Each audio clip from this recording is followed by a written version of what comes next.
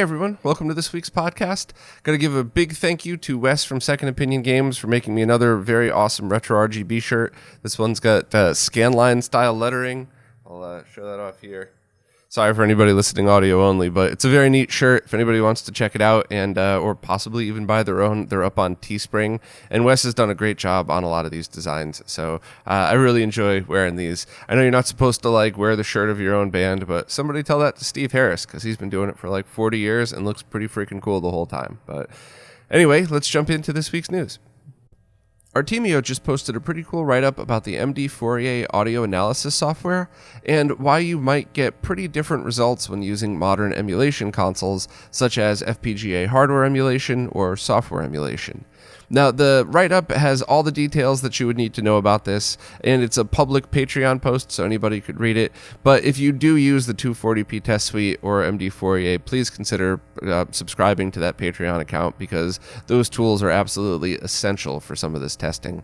But the short version about the post is, in order for consoles to be compatible with modern HDMI signals, so TVs, capture cards, and all of that, that it has to be outputted at the exact spec that falls under the HDMI specifications.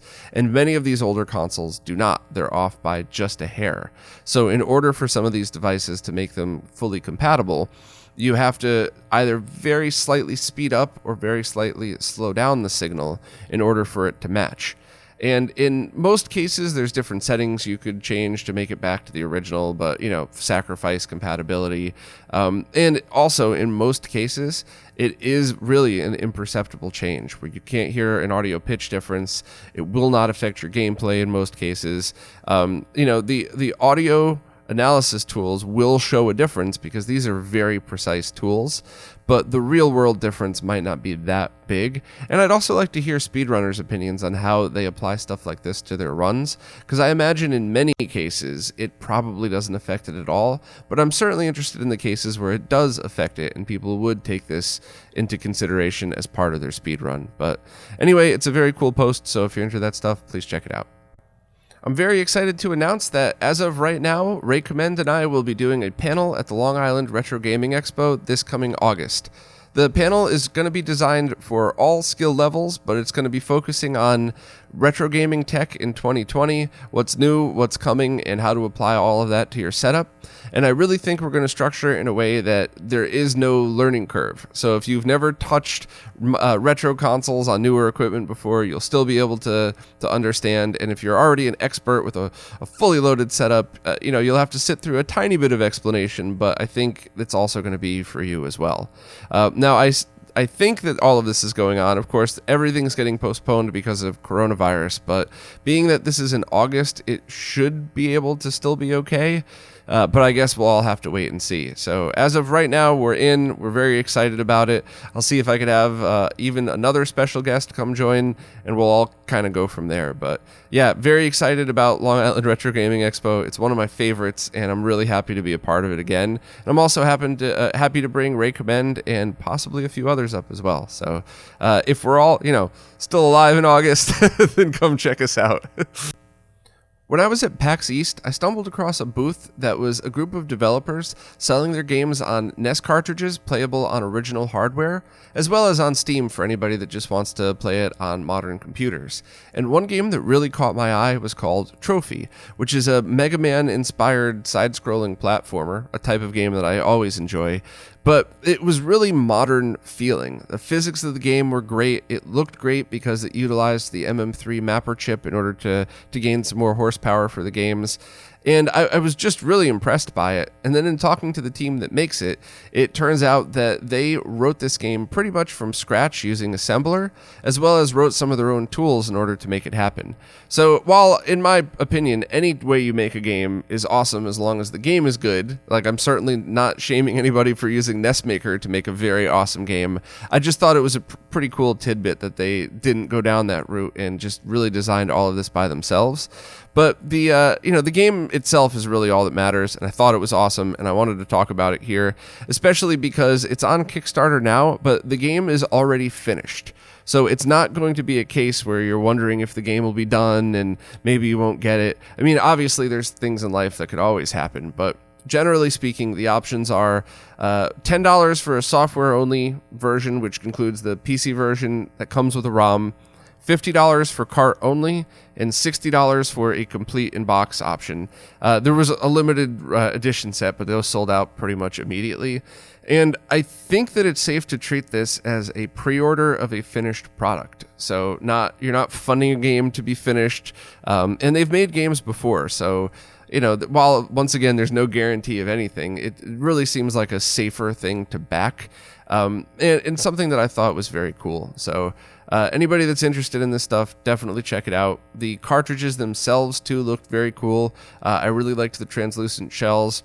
And they're using PCBs from Infinite Nest Lives, and those are generally known to be very high quality. So anybody that's into this game, check it out. I was just really happy that I saw an awesome looking NES game that's completed, and it looks like something that anybody who wants to can pick it up. Whether you're like me and you just want to buy the ROM to help the developer, but you don't want to mess with it, you just want to use it on a ROM cart, or you're somebody that really likes original carts, or even a collector that wants a full complete in box. I just really was happy with the whole situation. So there you go. Check out Trophy if you're into it. Mike Chi has just posted a brand new firmware for the RetroTink 2X Pro, with much of the updates being donated by James F. So thank you very much to both of you. Anybody that owns a newer RetroTink can update these simply by plugging them into a PC and running some software. You don't need any kind of programming hardware or any of that. You just have to have some patience and set some stuff up. It really is pretty easy.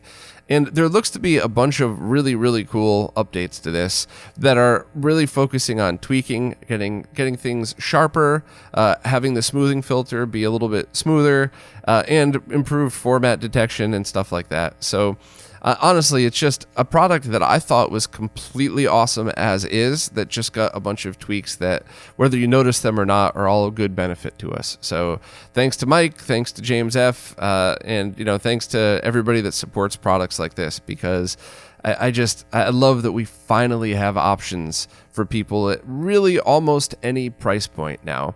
It would be nice to get some bargain bin solution that doesn't suck, but at the very least we have realistic expectations for things now. For between $60 and $100-ish, you can get yourself a really good way to play old consoles on new equipment, give or take, depending on what options you want. So I can't wait to check this out and see if there's a difference, and if there's any major differences, I'll post at least a quick written post with some pictures. Wrestling with Gaming just posted another very cool documentary, this time about the game show Nick's Arcade, a kids game show from the early 90s on the TV channel Nickelodeon that would put kids inside games. Essentially, they would dress up and play in front of a blue screen and kind of be interactive inside the game, which must have been super awkward without practice, by the way. I can only imagine what it's like to try to look at a TV and pretend that your movements are in it. I have a hard enough time holding stuff up in front of the camera, because you got to go backwards, left is right, right's left, and all that stuff. So I could only imagine how hard it would be as a kid to try to do all that stuff. But another great documentary, very cool behind the scenes stuff in there. And I believe he actually deleted and then re-uploaded a new version of the documentary because he got one detail wrong. That's something that's really commendable. I think for the weeklies that I do, I would just leave a note, because these are really just meant to be keep everybody in the loop and not be things that people go back to. But all of Wrestling with Gaming's documentaries are things that are kind of timeless. Nick Arcade, the history of it isn't going to change. So I do think that's really awesome that he was able to do that. So if you've already watched it, maybe take one for the team and just kind of click on it and mute it and let it play through in your browser, just so he can get the hits back from whatever he lost. But very cool documentary as always, and I thought it was really entertaining. So please check it out. The creator of the home arcade system, the Haas Supergun, has just released Jamma extension harnesses that range from a very basic extension harness to one that has a voltmeter built in, as well as a few other options. And these are really great for people that don't want to have their HAS connected directly to any kind of arcade board. And there's many reasons for that. It could be just mounting where you keep everything. It could be a better fit depending on the case or board that you have. Or you could just constantly be testing different boards and you don't want to wear out the connector on your HAS as fast as you would have. So obviously it's better to just wear out the one on a board. But overall, I think anybody that needs an extension cable will probably already know that and just pick one of these up. But I think it's very cool that more Supergun related products are being released, because for years it was really by experts for experts, and now we're approaching a time where pretty much anybody could start using arcade boards. And I definitely want to do some videos about how I store my boards, how I would like to change that in the future. I have an idea for how to store boards that might help them last a little bit longer while still being usable, so you don't have to unwrap them every time. But I got to test all of it, and only so many hours in the day. But I'm definitely getting excited and getting into arcade collecting, and stuff like this are tools that could be a big help depending on your setup. Another booth really caught my eye at PAX for two reasons. First, because I'm a nerd and it's easy to sucker me in with stuff like this, I saw a table full of floppy disks and cassette tapes, and I was wondering what that was all about. And it was a group of Boston game developers that got together, and they basically sold download codes for their game on Steam, but the codes were on floppy disks, which were pretty neat because now you get technically a physical representation of the game that you bought in a very unique way. And although the floppy drive doesn't contain the game, it's kind of just a neat way to get merch, I guess, as well as the game. And the one on the cassette tape, that one caught my eye because the soundtrack to the game is playable on the cassette tape, and the game itself is once again a download code. But that game really kind of the whole concept intrigued me, and I was totally skeptical at first, but the game was kind words, lo-fi, chill beats to write to. And your character is sitting at a desk in a bedroom in front of a window, and the whole point of the game, and some people debate if this is a game at all really, but the whole point of the game is to either just write letters to people and or write responses to people, but there's no direct connection between anybody. So, you never know who you're sending to or who the response was from. They strongly discourage any kind of direct contact between people. This is really just designed for somebody to make themselves the character and kind of express themselves in the way that they wanted to, which is kind of neat because it also takes people away from, you're not saying like, Bob, write a letter. You're saying, go into this game and have the character write a letter. And what they found was mostly overwhelmingly positive letters and responses. I guess maybe it's because I'm getting old and cynical, but I just had to ask, like, how do you deal with trolls on stuff like that? It's got to be an issue sometimes. And they said, the first issue that's taken away is that you do have to pay for the game. It's not free, and that alone really removes so many trolls from the equation. But the fact that you never know who you're interacting with has been another big deterrent for trolls, because they don't get that satisfaction of watching people get riled up or anything. Like if your trolley letter goes out, it might be caught in the filter, it might just be flagged and deleted forever and all that stuff. So it's really a great deterrent for people to not do crappy things like that. And I just really loved the concept of kind of doing something like this, where it kind of has to be a selfless act because you don't get any response from it. So even those people that like to do good things because it makes them feel good, and by the way, I have no problem with that. If you're doing good things for people, you're, regardless of your motive, consider yourself a good person. But I mean, it does take that away. You don't do this because you receive pats on the back. You do this because you just want to do something nice anonymously for somebody. So I thought that was really cool, and I thought that was really needed in a time where all social media can get so toxic so quickly. I think it's one of those things where I'd love to say that I'll dedicate like one letter a week or something to just doing this, just to do something nice that doesn't matter. Hopefully that came out right. Anyway, it's a pretty cool concept. I didn't mean to talk so long about it, but I thought both the way they were selling it and the game itself was intriguing enough to share with everybody. Both the PC Engine and TurboGrafx Mini consoles have been delayed due to coronavirus, and I would say that you should expect delays on pretty much everything that was supposed to go out this spring for the same reasons. Almost everything that I've heard announced is still getting released at some point. They just don't have a target date, which is the same as these mini consoles. They say that they're still making them, they just aren't sure when exactly they're going to be released, which is totally fair. Now, my opinion on these mini consoles has always been the same, and people tend to get really, really upset by it, but I don't quite get it.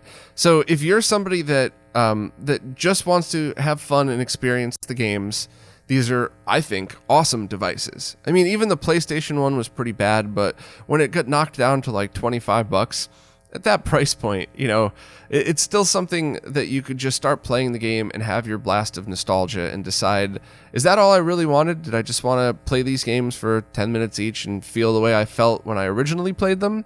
Or do I play these games because I love the games? So step one, I think, is perfectly awesome buying these consoles. And of course, I think that they're awesome collector's items. I mean, it's a mini version of a console. The box itself is usually really neat. I still have my Genesis one behind me. And it usually comes with decent USB controllers. So for a collector's item, or for people that want the controllers and stuff, I think those are great reasons to buy it as well. But if you're a hardcore gamer that plays these games because these are the games that you love, not because, of the blast of nostalgia, then this definitely isn't the best choice because of the inaccuracies and variability of the software emulation. So the shortest way I could describe it is, if you have a modern TV, the lowest amount of latency is always the best. But your average TV, if you hold the time sleuth up to the top of it and you just hold it there for a few minutes, the latency barely changes at all. Certainly not frames worth. Usually it's milliseconds, if not microseconds, and it stays pretty regular, which means if you have a modern TV with less than a frame of lag, it might really feel like a zero lag solution. But software emulation is all over the place. When I ran my tests, sometimes it's 3 frames of lag, sometimes it's 7. Depending on the emulation box that you're using, you could tweak it and sometimes get 1 frame and sometimes get 5. But the variability of it is what makes it impossible to have the same experience as the original. And it's my opinion that if I lose at games, I want it to be because of my skill level and not because of some other thing. Software emulation, a bad controller, a bad arcade stick, or something like that. So I try to always keep a fair opinion out there, and I really think it's a fair opinion. I mean, if you don't know if it's nostalgia, just buy the classic console and enjoy it. And if you decide that's enough for you, that's awesome. It's great. But if you decide, hey, I've played this shooter to the end many times and I can't beat it on this one, or this doesn't quite feel right, then, keep it as an awesome collector's item. No money wasted there. You have this neat, fun thing. And then go look at other options like FPGA stuff or original hardware with like a retro tank. But overall, I think they're awesome devices. I think people just need to have realistic expectations of what they do. And I just honestly don't understand any people that disagree with that. So if I'm explaining this wrong, then it's my fault. Please let me know in the comments. And if you have any reasonable thoughts about this, then please post that as well, because I'd love to. If I'm wrong, I'd love to know why. Most of the people's responses about this stuff are, "You're just an elitist prick that only wants the best," and it's like, no, you not at all. I haven't, spent thousands of hours of my life trying to get everybody's options lined up properly on every price point. But when the question comes, what's the most accurate solution to the original, it's not going to be any of the classic consoles. So I'd love to hear anybody's thoughts on this if you have any. And I just realized I talked for 4 minutes, that all I needed to say was the console was delayed, coming out soon. Sorry for the ramble. Insurrection Industries has just announced that they're listing the final stock of their Carby component cables for the GameCube, and after these sell out, they most likely will not be available again. In fact, after all of their inventory sells out, there's probably going to be a delay before it's restocked because of coronavirus, just like everything else. But everything else is planning on being replenished at some point, just not the component cables. And I have mixed feelings about this because, first and foremost, if you're just somebody that wanted component video in 240p, 480i, and 480p out of your GameCube, just a plug-and-play solution, these were great and fairly priced, and they did exactly what you would need. However, another solution would be just as good in most cases, in my opinion. You could pick up their Carby HDMI device and then pick up a $13 HDMI to component converter and get pretty much the same type of solution. Now, the biggest problem with this is trying to find a converter that has the correct chip in it that processes the signal correctly.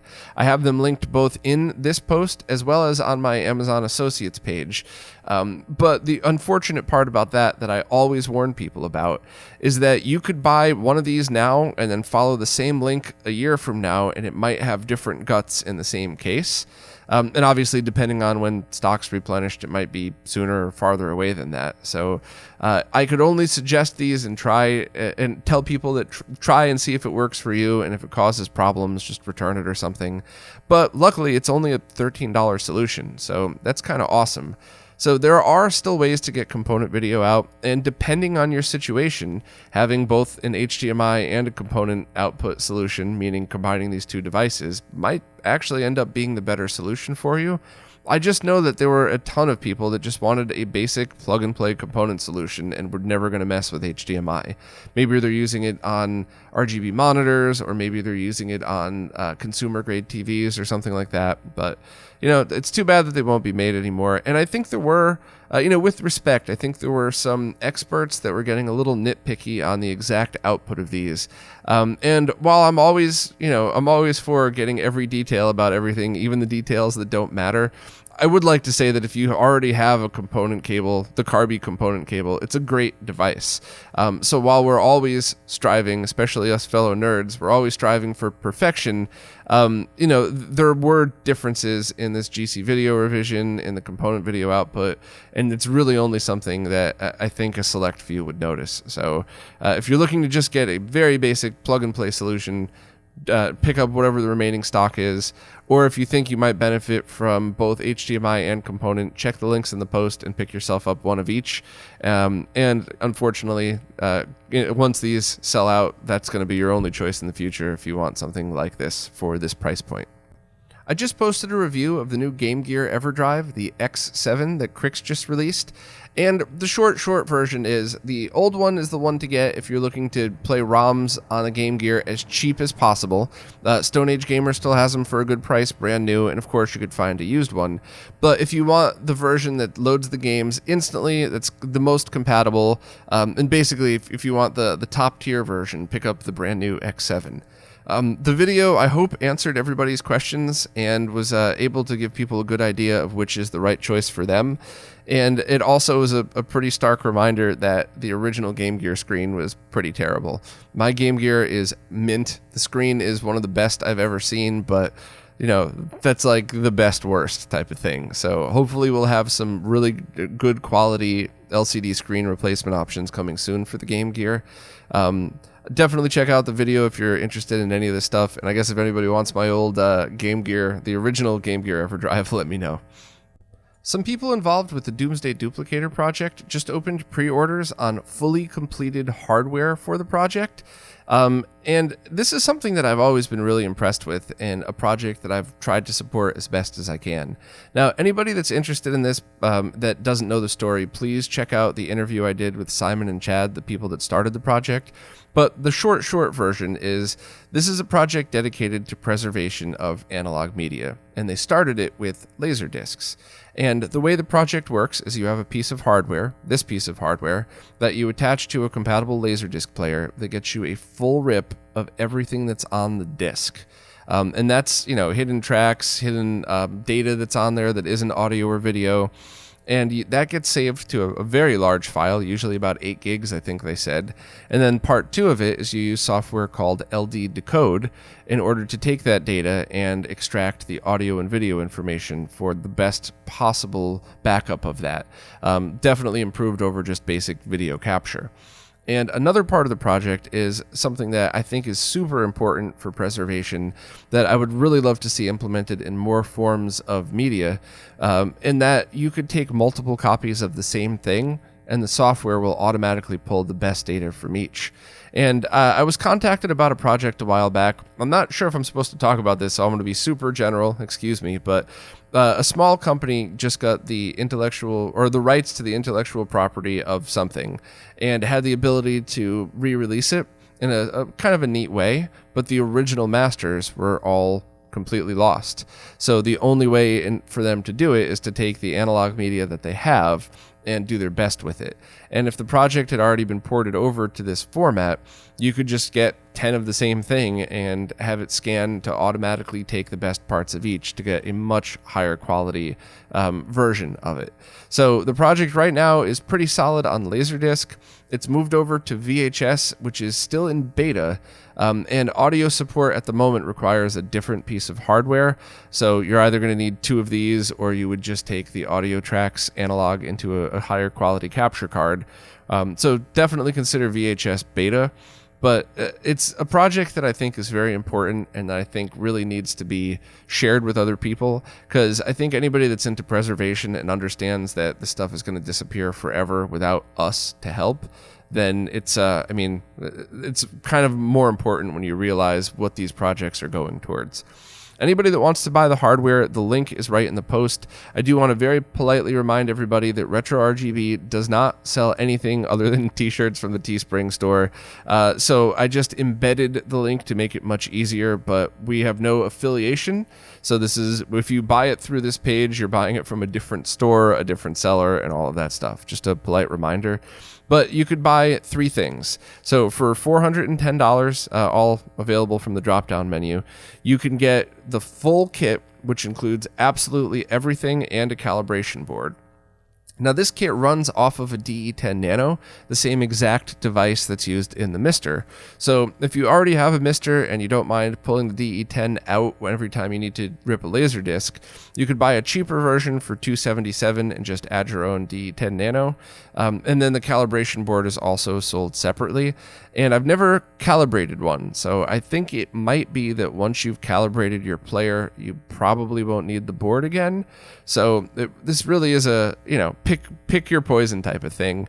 I'm thinking about getting the full kit anyway, because I want to help a lot of people out with preservation, and I think stuff like this is one step into it. So I'm definitely looking into getting everything just so I could try and be a help. But if you're interested in any of this, please check it out, and also check out the original interview as well as their Discord channel and everything involved in the Domesday Duplicator project, because I really think it's super important, and I hope one day that it's able to get ported to pretty much every analog media.